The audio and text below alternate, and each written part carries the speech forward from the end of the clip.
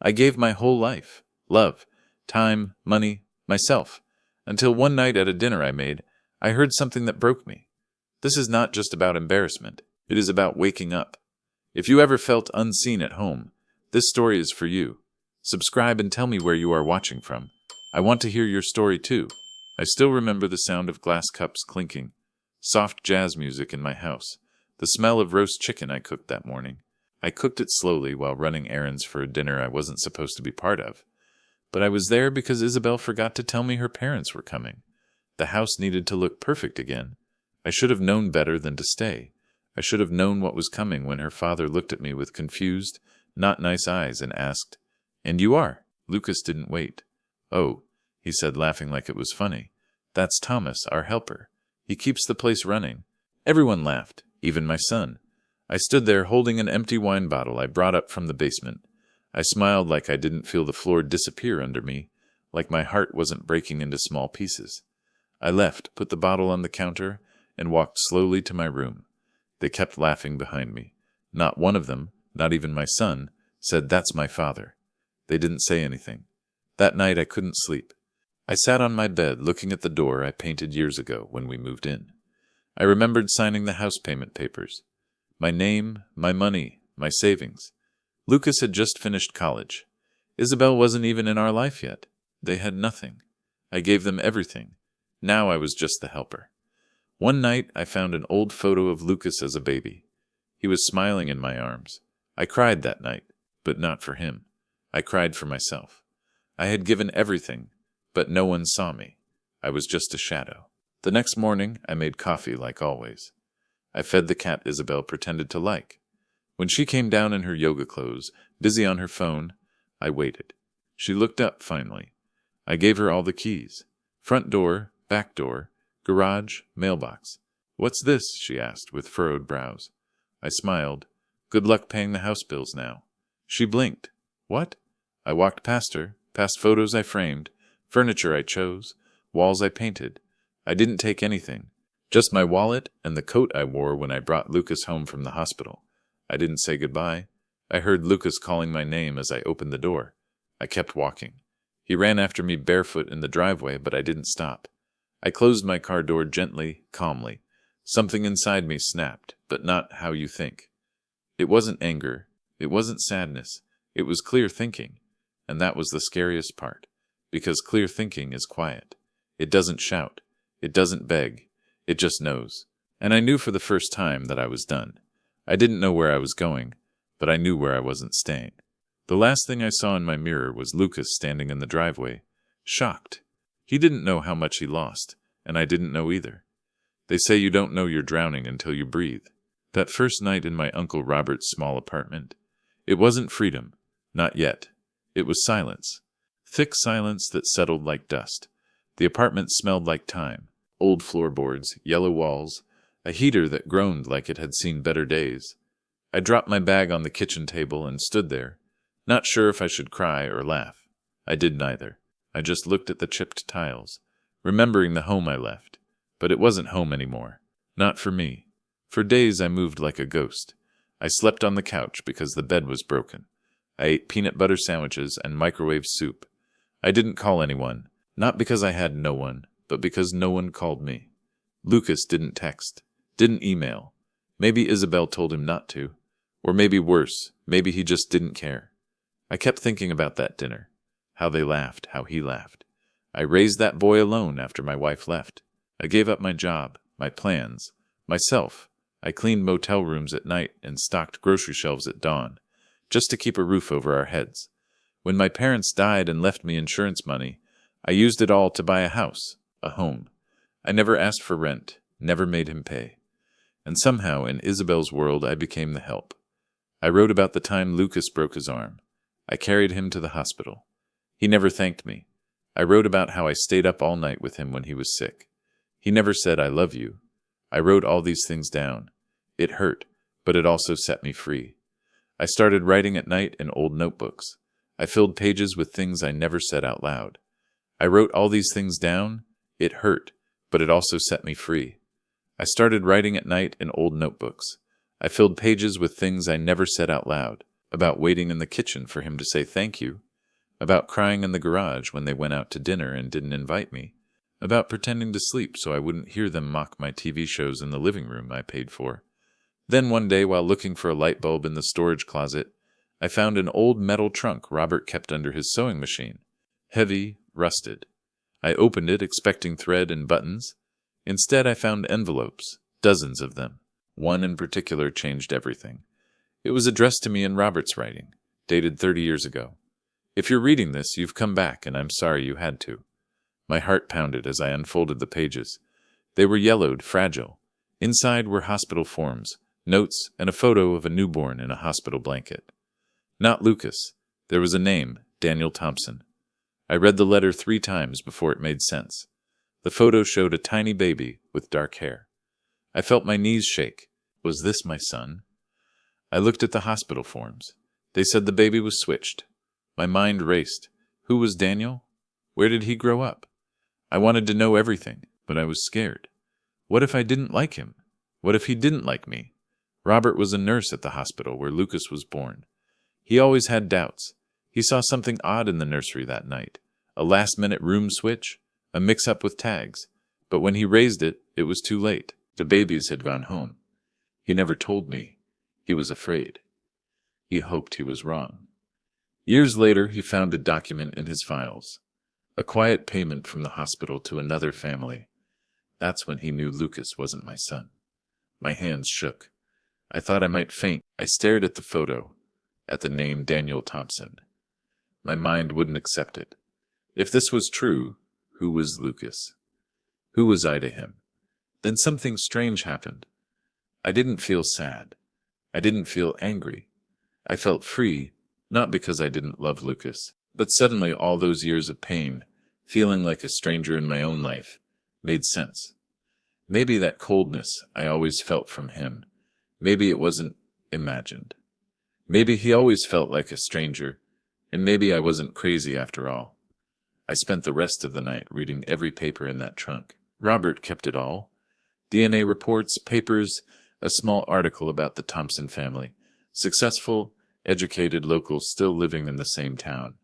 My real son had been here all along, growing up just a few miles away. I folded the letters back, put them in a new envelope, and placed them in my nightstand. Then I looked at myself in the mirror for a long time. I didn't recognize the man looking back, but for the first time in a long time, I wasn't ashamed of him.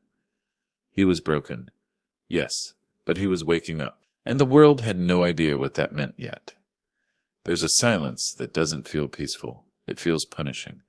That was the silence I lived in for weeks after reading Uncle Robert's letter. I didn't know what to do with the information. I carried it like a live wire, dangerous to touch, impossible to ignore. I didn't reach out to Lucas. I didn't look for Daniel. I just existed. Each day I woke up, made coffee, stared out the dusty window, and tried to understand who I was now. The Thomas who raised Lucas wasn't the same man who read those letters. That Thomas was a father, a husband, a provider, a giver of everything. But who was I without that identity? One evening, the heater broke in my apartment. I lit a candle and wrapped myself in blankets, curling up on the couch with the hospital files. I read them 100 times. Every line, every signature, every timestamp. It was real. My real son, Daniel Thompson, was born on the same night as Lucas, in the same hospital wing. A hospital that quietly paid another family, hoping the truth would never come out. Robert made copies of everything before he died. He left me pieces of a truth stolen from me. I felt sad, but not Lucas. I grieved the time I could have had with Daniel birthday parties, first days of school, scraped knees. All those things I thought I was doing for my child. They were meant for someone else. And yet I didn't hate Lucas. My love for him wasn't because of blood. It was unconditional. So I thought, that when someone you raise doesn't defend you, doesn't even see you, it makes you rethink everything. It was a Tuesday afternoon when I finally pulled myself together. I'd hidden too long. I wasn't ready to face Lucas. Not yet, but I could start somewhere quiet. I walked into town and stood across from the little bookstore near Maine, and Elm, Thompson's Books. It was painted deep green with hand-lettered signs on the windows. I'd passed it dozens of times before and never noticed it. He was there. Daniel. I didn't need to ask. He looked about 30, clean-cut, reading glasses. He was helping a young woman find a poetry book. His voice was soft, patient. His posture was gentle, but sure. I stood across the street, heart pounding, eyes fixed on the sun I never knew, and cried right there on the sidewalk. Not loud, just quiet tears rolling down my cheeks. I didn't go in. Not that day. I just watched, and then I did it again the next day, and the next. It became a ritual. I'd walk the block, sit on the bench near the corner, pretend to check my phone or drink coffee, and watch Daniel living the life I was never part of. It wasn't stalking. It was mourning, but also preparing. Because slowly, I was starting to put the pieces together. One day, I saw him laugh at something a customer said. His laugh was warm, like the sun on a summer day. I felt a pull in my chest. I wanted to hear that laugh up close. I wanted to know if he had the same smile as me. But I didn't know how to ask, so I kept watching. Each day, I saw a little more of him, and each day, I felt a little more hope. While I sat outside that bookstore, I started noticing things. The schedule of deliveries, the names of customers, the rhythm of the store. I was watching. Yes, but not just him. I was watching Lucas and Isabel too. I knew their patterns from memory. Isabel always posted on social media, tagging brunch spots, yoga studios, wine tastings. It wasn't hard to follow. What I saw made me sick. They weren't struggling. They were pretending. Isabel's business, some lifestyle coaching brand, was mostly smoke and mirrors, rented office space, paid followers, credit cards maxed out to look good. And Lucas, he quit his job 6 months ago. Isabel called it manifesting a new chapter. I called it delusion. They were building a house of cards, and didn't know the wind was coming. I didn't tell anyone what I discovered. Not yet. Instead, I started a second journal. Not like the first, filled with emotions. This one was strategic. Dates, names, business papers, public records. I wasn't just grieving anymore. I was planning. They thought I was gone, invisible, irrelevant. But I was more present than I had ever been, and I was about to remind them exactly who I was. The first time I saw Daniel up close, I couldn't speak. It was a rainy Thursday. The bookstore was nearly empty, and he was restocking the biography section, humming under his breath. I lingered too long, and when he turned and looked through the window, our eyes met. He gave a polite, welcoming smile, just the kind you offer a stranger, and that's what I was to him, a stranger. My heart clenched. I turned away quickly, pretending to check my phone, but my hands shook too hard. I walked fast, ducked around the corner, barely made it to my car before the tears came. How do you tell someone their entire life started with a mistake? How do you look a grown man in the eye and say, "You're not who you think you are, and neither am I"? I went home and pulled out Robert's letter again. He hadn't just discovered the truth. He had investigated it. Daniel Thompson wasn't a guess. It was confirmed. He found the settlement papers. The hospital never told me because I was never meant to know. And the Thompson family must have known something. Maybe not the full truth, but enough to accept a quiet payment. But I wasn't here for revenge against them. I wasn't sure what I was here for. I just wanted to know him, to see if the ache in my chest could be filled by the reality of who he was. So I went back. I started small. I bought a book. Daniel rang it up himself. "Good choice," he said with a smile. "Hard to find these days." His voice was warm, familiar in a way that made my throat tight. He handed me the bag, his fingers brushing mine for a second. I nodded. "You own this place?" "Sort of," he said. "My parents helped me get started. They're retired now, so I keep busy here." Of course they helped. Of course he had support. Not like Lucas, who had nothing but my blood, sweat, and sacrifice, and who turned around and joked about me. Daniel had parents, but not me, and Lucas had me, but never wanted what I gave. The universe had scrambled the puzzle and left us all bleeding over the wrong pieces. I started visiting the bookstore every few days, casually. Sometimes I bought a novel, sometimes just browsed. Daniel began to recognize me. He'd say, "Back again," with that easy smile. We made small talk. Weather, books, local events. I never told him my name, not yet. It wasn't time. One day I bought a book about birds. Daniel smiled. "That's a good choice," he said. "I love birds too. They're free, you know. They don't need anyone to tell them where to fly." I nodded. His words stayed with me. Maybe I needed to be free too. But how? I didn't know yet. Once we sat at the cafe next door and he told me about how he almost became a teacher, but his love for books pulled him into business. "You remind me of someone," he said once, sipping his tea. "Someone I can't place." I smiled. "Maybe a handyman," he laughed. Maybe. That moment stayed with me for days. I didn't just like him. I recognized him. Not just by the file I had read or the photo Robert left me, but in the way he treated people, in the way he listened. The quiet strength in him, it felt like mine. It was in his posture, his calm, his presence. I started dreaming about a different life, one where I raised him, one where we worked on projects in the garage, where I took him to soccer games and cheered from the sidelines. I could picture it so vividly it made my chest hurt, but I couldn't go back. So I planned for what was next. One day, I saw a little boy playing soccer. He tripped and fell. I ran to him, but he got up by himself. He smiled. I realized I had never seen Lucas do that. He always needed help. But Daniel was strong. He was like me. That made me proud. The first thing I did was call a lawyer. Not for revenge, for justice. I wanted the house sold. I had every legal right to it. I made the down payment, paid every bill, and never signed it over. Lucas always said, "We'll put it in your name later." No rush? Of course there was no rush for him. I was paying everything. Now, I wanted my name back. My rights, my home. If not physically, then legally. I met with an attorney downtown. A woman about my age. Sharp and direct. She listened without judgment. When I told her what happened, she nodded slowly and said, "We'll file the motion this week." I signed the papers with a steady hand. That evening I walked past the house. The porch light was on. Isabel was sitting on the swing, scrolling on her phone, glass of wine in hand. Inside, Lucas was on the couch, playing video games. Their lives were running on autopilot, no idea that the ground beneath them was already shifting. It wasn't about punishing them, it was about restoring balance.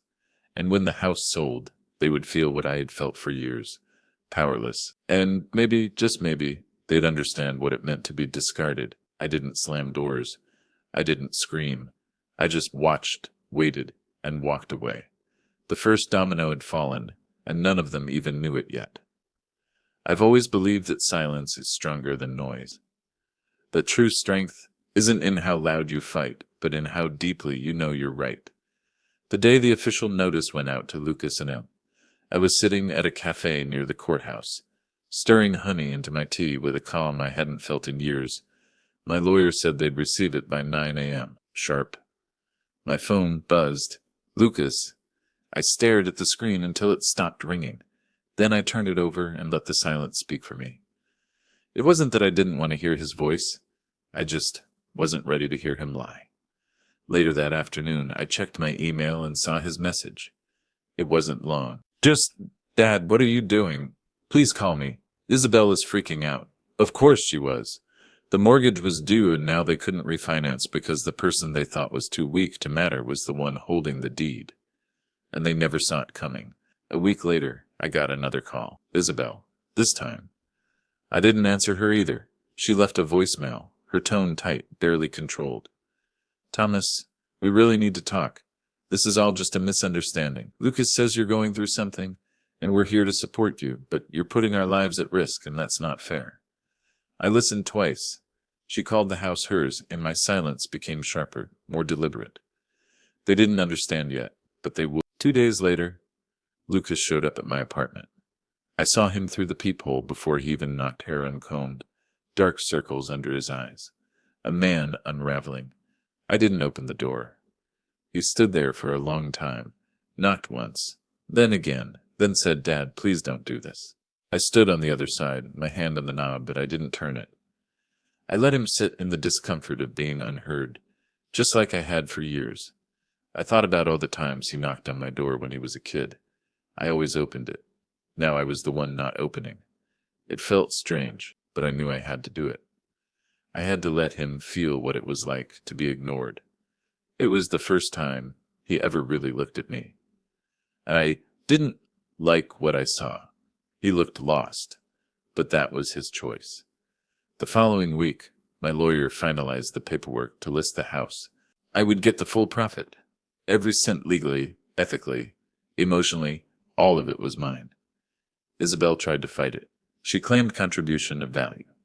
My lawyer smiled and said, "Let's see her prove it in court." She couldn't, because she never invested in anything but appearances. And now those were crumbling, one filter at a time. Word got out. Isabel's parents stopped commenting on her social media posts. Clients began backing out. She made a video trying to explain the unfairness of property law. People saw through it. I didn't post a thing. I just kept showing up at Daniel's bookstore. We had coffee again, talked about an old novel we both loved. He recommended a memoir to me. "It's about grief," he said, "but also forgiveness." I nodded, swallowing the lump in my throat. "I think you'd like it," he added. Maybe I would, but not yet. I wasn't done grieving or forgiving. At home, I began boxing up old photos, pictures of Lucas as a baby, school portraits, birthday parties where I did all the work and none of the credit. I didn't throw them out, but I put them away because the man who had spent his life giving everything was gone. And the man who took his place, he wasn't angry. He was awake. The papers were selling. House was going on the market, and somewhere inside that green bookstore across town, my real son laughed at something a customer said, completely unaware that his life was about to change too, but in the best way, because not all losses are tragedies. Some of them are beginnings in disguise. I thought about the house. It was a building, but the memories were inside me. I didn't need the walls to remember. I had my heart, and my heart was full of new hope.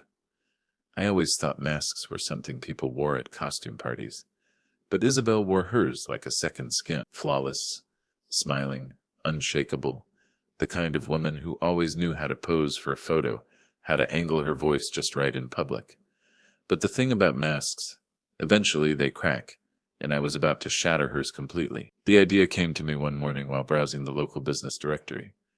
I had already gathered enough personal dirt, credit problems, fake Instagram partnerships, late mortgage payments, but I wanted more than rumors. I wanted facts, something concrete, something they couldn't spin. So I hired a local business consultant, a man named Brian, quiet, professional, discreet. I told him I needed a full audit of a business. Nothing illegal, just a private deep dive into its structure. I gave him Isabel's company name, Isabel Ascends LLC. He got to work. A week later, he delivered everything in a neat folder, and what he found, even I wasn't prepared for. Isabel's entire business model was a lie. No tax filings for the last 2 quarters. Several invoices forged to look like they came from real clients, but the clients didn't exist. Photo shoots staged at rented properties. She claimed were home makeovers. Her so-called partnerships were just affiliate links with fake numbers. She wasn't just pretending to be successful. She was deceiving everyone. Braden showed me a photo. Isabel stood in a house she claimed was hers, but the real owner said, "I never met her." The house was rented for a day. Isabel paid a man to act as a client. He even wrote a fake review. I felt sick. How could she do this? She lied to everyone, even her own parents. I knew then I had to act. But how? I needed proof, so I collected every paper, every email. I made sure nothing was hidden. I asked Brian, would this hold up under scrutiny? He looked at me and said, "If this goes public, she's finished financially, professionally." And that's when I made a decision. I printed everything, then I found the address of Isabel's parents, the same people who once laughed in my home, clinking wine glasses while their daughter humiliated me in my own kitchen. I mailed them the file, anonymously. No order, no signature, just a simple note on top that read, "Everything you think you know is a performance." 2 days later, the first cracks appeared. Isabel's Instagram went quiet. No stories, no morning routine. Her newest post, an inspirational quote about being misunderstood, was flooded with strange comments. Then, like dominoes, her world began to collapse. Her website went offline for maintenance. Her last planned workshop was canceled due to unforeseen circumstances. And then I heard the cherry on top from an old neighbor who still followed her. Isabel's father was seen leaving her house in a rage, shouting on the phone, face red, purse swinging wildly. Whatever happened behind those closed doors, it wasn't filtered and it wasn't pretty. Lucas called me again that night. I didn't answer. He left another voicemail. Dad, I don't know what's happening. Isabel's parents aren't speaking to us. Someone sent them stuff. Documents. They think we forged them. Did you? Did you do this? I didn't reply. He was finally seeing her for who she really was, and himself, too. He had spent years defending a woman who destroyed everything in her path, starting with me. Let him feel it. Let him sit in it. That night, I walked to the bookstore again. Daniel was closing up. He waved when he saw me. Back again, he said, unlocking the door to let me in. You should just work here at this point. I smiled. Maybe I should. We sat on the floor, surrounded by stacked paperbacks. He was cataloging a new shipment. I helped without being asked. Why do you come here? He asked, not unkindly. The question caught me off guard. I looked at him. Really? I looked at him. He had my eyes. I hadn't noticed before. I like the way it feels in here, I said. Like nothing's pretending to be something. It's not. He tilted his head. Considering me? Me too. We wept in silence after that. No small talk. No more questions. But in that quiet, something settled between us. Not truth. Not yet. But something close. The thread connecting us. And for the first time, I didn't feel like a ghost in someone else's life. I felt seen. And the man who once stood invisible in his own kitchen, he was gone. In his place stood someone they never expected. Someone they never should have underestimated. I used to think heartbreak came in one big blow, like a car crash or a door slamming shut. But it's not like that. Not always. Sometimes it comes slowly, like water leaking through a roof, drip by drip, until one day the whole ceiling collapses. And Lucas, he was finally standing under the flood. The news had reached him by then. The house was officially listed. The mask Isabel wore had crumbled, her business exposed, her reputation unraveling, and with nowhere else to point the blame, Lucas did what he always did. He came running to me. I heard the knock before I saw him. It was a quiet afternoon. I was just finishing a cup of tea when the sound echoed through the apartment. 3 soft raps, hesitant, like the knock of someone who didn't know if he'd be welcomed or slammed. I opened the door slowly. He looked like he hadn't slept in days. Unshaven, thinner than I remembered, shirt wrinkled like he pulled it off the floor. Dad, he said, voice cracked. Can I come in? I didn't answer, just stepped aside. He walked in and stood in the middle of the room like he didn't know what to do with his body. For a long time, neither of us spoke. Finally, he broke. Why are you doing this? He asked. To us? I almost laughed. Us? As if there had been an us in years. Sat down in the armchair across from him. Calm, composed. I'm not doing anything to you, Lucas. I'm doing something for me. His jaw clenched. You're selling the house. My house. I grew up there. And you gave it away, I said, my voice low. You let your wife turn me into your helper. You watched it happen. You laughed. You never even apologized. He didn't deny it. Just looked at the floor. I thought you were just being dramatic, he mumbled. I didn't know it hurt you like that. I stared at him. That's the problem, Lucas. You never bothered to know what hurt me. You just assumed I'd always be there fixing things for you, paying your bills, nodding along while you let that woman chip away at who I was. He flinched. Isabel's not who I thought she was. That's not news to me. He finally looked up at me. His eyes were glassy now. I lost everything. I didn't blink. No, you gave it away. Silence stretched between us. I miss you, he whispered. I sat up straighter. I raised you, I said. Fed you, clothed you, sacrificed for you. and you let me be humiliated in the house I bought." His lip trembled. I thought she was helping me. "I thought we were building something." "You built a lie," I said, "and now it's falling apart." He stood then, pacing the room. "So that's it. You just walk away." I got up, walked over to the drawer by the kitchen, and pulled out the envelope. Robert left me. I held it in my hands. "I'm going to tell you something now," I said, "and I need you to listen. Really listen." He nodded, confused. I handed him the envelope. "These are your birth records. Read them." He sat, opened it slowly. His brow furrowed, then fell. He read the letter, the hospital files, the DNA test. Robert had quietly ordered after all those years. He looked up at me, eyes wide. This can't be real." "It is. You're saying I'm not your son?" "I'm saying you weren't born to me, but I raised you as if you were. I gave you every piece of me, even when you didn't want it." He went pale. "So who's your real son?" I didn't answer. He sat there, shell-shocked, mouth open, pages trembling in his hands. "I don't know who I am anymore," he whispered. "Now you know how I felt," I said. For years he didn't cry. Not really. But something in him broke. And I saw it happen. Not with anger. Not with satisfaction. Just peace. Because I finally said what needed to be said. I walked him to the door. He turned, eyes pleading. "Can we fix this?" I met his gaze. "I don't know," I said, "but it's not my job to try anymore," and I closed the door gently behind him. Not with spite, but with finality, because for the first time in my life, I wasn't the one holding it open. It took me 3 days to decide how I was going to do it. I practiced the conversation in front of the mirror, in my car, even in line at the grocery store, with my hand clutched around a basket of oranges. Whispering lines. I could barely finish. "I'm your father. There was a mistake. You've lived a life that wasn't meant to be yours. And so have I." But nothing sounded right, because how do you drop a truth like that into someone's life and expect them to survive the impact?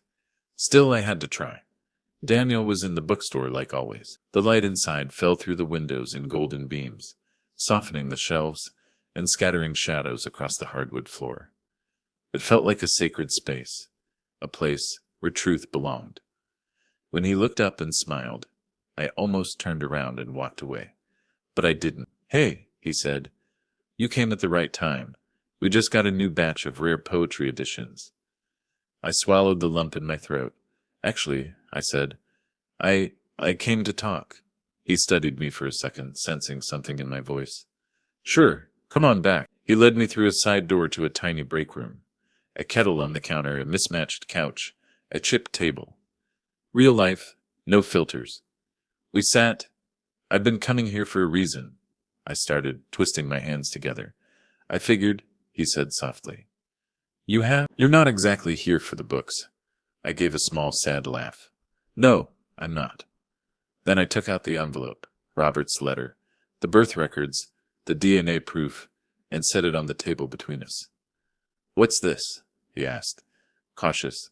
"Something that's going to change everything." He looked at me, waiting. 30 years ago, I said, my voice breaking. There was a mistake at the hospital. 2 babies switched at birth. My son, I said, was given to another family. He went very still, and theirs was given to me.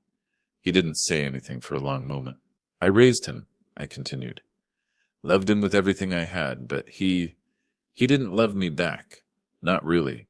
His eyes searched mine, slowly connecting pieces I wasn't saying aloud. "You think I know you are." He looked down at the envelope, picked it up with trembling hands. Inside were the documents. The timeline, the explanation, Robert's letter with his quiet confession. He read in silence. Every second stretched into forever. When he finished, he didn't look at me right away. Just set the papers down, his fingers still resting on the edges like he needed to hold on to something. "This is a lot," he finally said. "I know. And you're Thomas?" "Yes." He looked up, his eyes glassy. "I don't feel anything. Not yet. You don't have to," I said. "I'm not here to ask for a place in your life. I wanted you to know. I needed you to know." He nodded slowly. Why now? Because I couldn't live with the silence anymore. Because the truth deserved to breathe. He leaned back, exhaling hard. I have parents. They raised me well. I know. I love them. I would never ask you not to. We sat in that tiny room, surrounded by books and the scent of old paper and peppermint tea. And I felt something I hadn't in years. Relief. Not joy, not closure, but the freedom of no longer carrying something so heavy alone. He stood after a while, pacing slowly. I don't know what to do with this, he said honestly.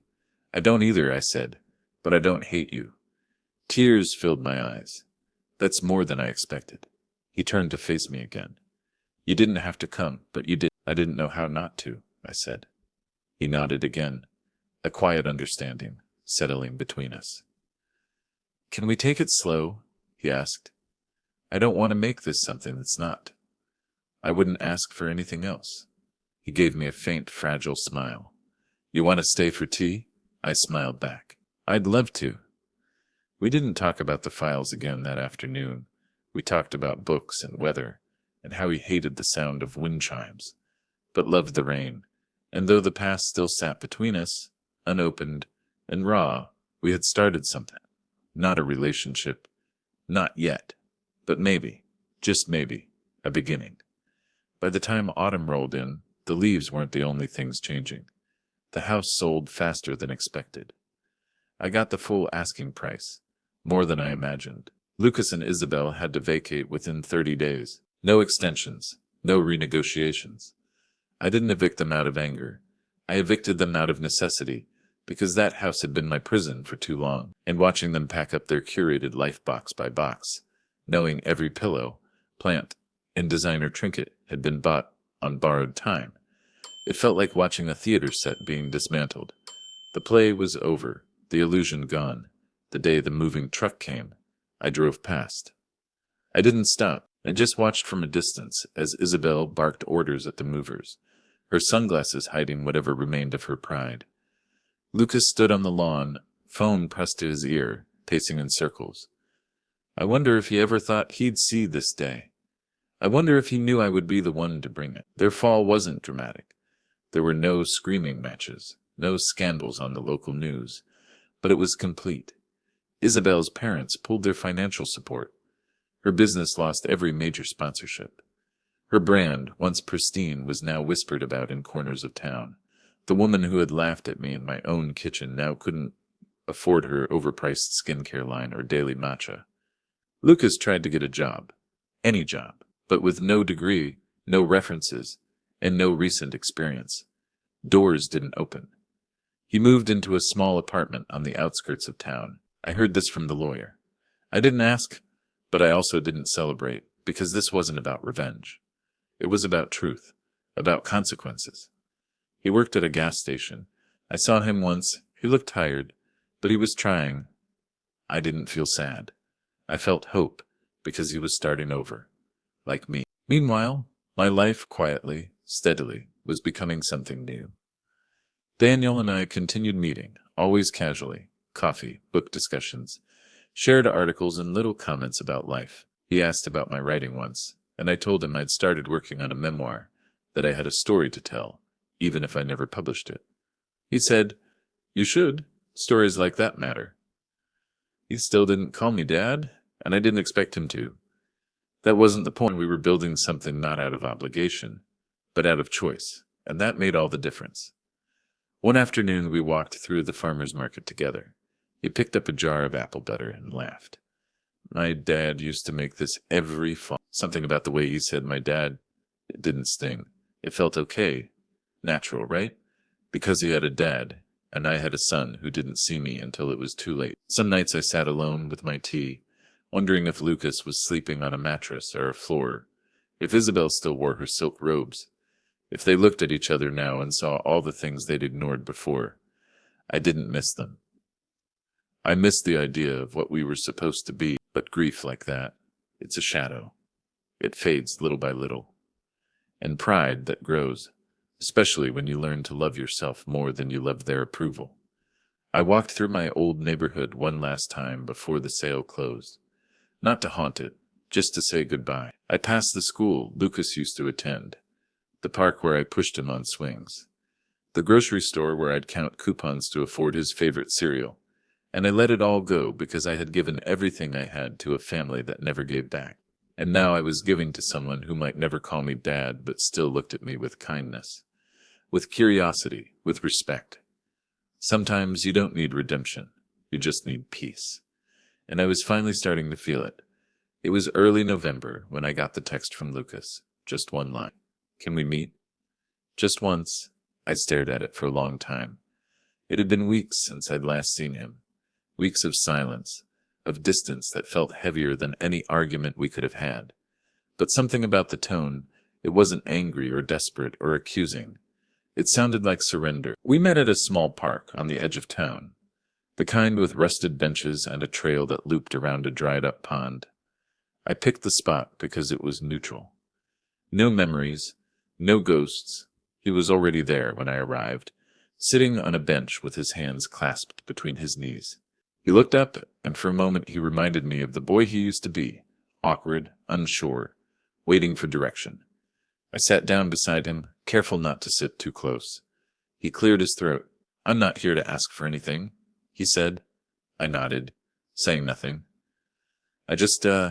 I wanted to understand. I reached into my bag and pulled out the manila envelope again, the one with Robert's letter, the documents, the DNA results. I handed it to him, without a word. He didn't open it, just held it in his lap, like he'd already read it 1,000 times. I did a test of my own, he said. After you told me, same result. I nodded again. I spent weeks trying to figure out what to do with it, he continued. And I kept thinking, if I wasn't your son, then what was I? I looked at him then, really looked, and I said softly, you were my child, but I treated you like I know how you treated me. He winced. I'm not asking for forgiveness, he said quickly. I don't deserve it. You don't, I said plainly, but that doesn't mean I hate you. He turned toward me, eyes wet. Then what does it mean? It means I finally love myself more than I love the idea of you. The silence that followed was thick with meaning. He bowed his head. I thought I was protecting Isabel, standing by her, but I was just hiding behind her, wasn't I? You let her rewrite the story, and you handed her the pen. He nodded slowly. I wish I could undo it. You can't. We sat like that for a while. Two people who had shared a life, built on a lie, unraveling it in the cold November air. Then he said something I didn't expect. I hope he's good to you. I looked at him startled. Daniel, he clarified. Your son. A breath caught in my throat. He's kind, I said. Gentle. He smiled faintly. I guess some of that came from you then. We both laughed. Tired. Soft. Not joyful. But not bitter either. A leaf stuck to my shoe. I wiped it off. It felt like a small weightlifting. I was free. Not because Lucas was gone. Because I chose to be. I know. Want to be in your life if it hurts you, he said finally. But if there's ever a place for me, just a corner of it. He didn't finish the sentence. He didn't need to.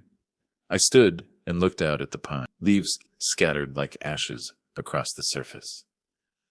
I'll think about it, I said. He nodded. That's more than I hoped for. As I turned to leave, I placed my hand on his shoulder for just a second. And that was it, the final moment. Not closure, but understanding. And that I realized was enough, because I didn't need to fix him anymore. I didn't need to be fixed either. I just needed to be free. And I was. I really truly was. I always thought the word freedom sounded too big, too lofty, like something reserved for speeches and parades, not something someone like me could actually live. But when I turned the key on the front door of Daniel's bookstore that morning, I finally understood what it meant. He had called me the night before, said he had something to show me. His voice was casual, but there was a weight to it, something simmering beneath the surface. I walked in and saw him standing by the back wall where a new wooden sign had been hung above an arched doorway. The sign read, "The next chapter." I smiled. "What's this?" He handed me a single brass key. Small, simple, polished. It's a new section I'm opening. Cozy reading space, coffee corner, community talks. I wanted it to feel like more than just a store. I wanted it to feel like belonging. I turned the key over in my hand. And you want me to open it? He looked at me, serious now. I want you to have it. I stared at him. He continued, his voice soft. You gave someone your whole life. They treated you like furniture, like background. But I see you. I don't need you to prove anything to me. You've done enough. Tears welled in my eyes. I blinked them back. You don't have to do this, I whispered. I know, he said. But I want to. I walked toward the door under the sign and slid the key into the lock. It turned smoothly. Inside, warm light filtered through tall windows. Shelves lined the walls, already half-stocked with classics and memoirs. A rug in the center, a worn armchair, a small table with a tea set. It felt like a room from a dream I'd forgotten. I had. I turned around, completely undone. Daniel, he smiled. Consider it yours for however long you want it. I walked into the center of the room and stood still, breathing it in. The scent of new wood, paper, and possibility. I saw a small plant on the table. It had tiny green leaves. It looked like it was growing. I smiled. This was my new home. A place where I could breathe. A place where I could be me. No more hiding. No more pretending. Just me, the books, in the quiet. That night I sat in the apartment one last time. The old notebook on my lap. The last page still blank. I wrote, I was a man who gave until I vanished. Then I became the man who took it all back. Not with rage, not with fire, but with silence, with truth, and with the kind of strength they never saw coming. I added one more line. Now I am Thomas, and I am enough. The next day I finalized the donation.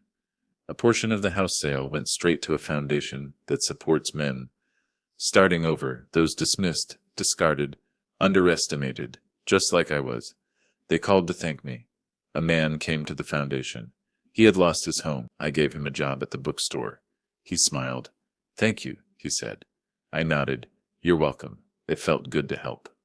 But I didn't need thanks, because every time I stepped into that bookstore, into the next chapter, I remembered who I was now. Not Lucas's father, not Isabel's helper, Thomas Walker, man, survivor, author of his own ending. I never needed permission to start again, just a key, and now I had it in my hand. And this time it didn't open someone else's door. It opened mine. Thanks for listening. Don't forget to subscribe and feel free to share your story in the comments. Your story matters to us.